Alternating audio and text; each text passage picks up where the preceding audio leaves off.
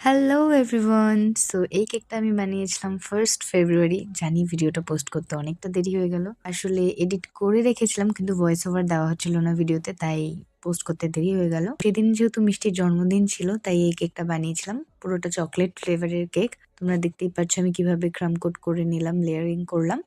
তো তারপর আমি ডিজাইনটা করা শুরু করলাম। মিষ্টি অনেকদিন আগেই একটা ডিজাইন দেখে রেখেছিল সানফ্লাওয়ার থিমে। তো আমি ওই কেকটাই করে দেওয়ার চেষ্টা করেছি। কিছুটা ডিফারেন্ট হয়েছে। পুরোপুরি সেম তো হয় না ওরকম ছবির সাথে। তো আমি আমার মতো করেও করেছি কিছুটা। তো কেকের ডিজাইনটা তোমাদের কেমন লাগলো অবশ্যই কমেন্টে জানিও। আর এখানে কাজ করতে, করতে হঠাৎ করে কারেন্ট চলে গিয়েছিল।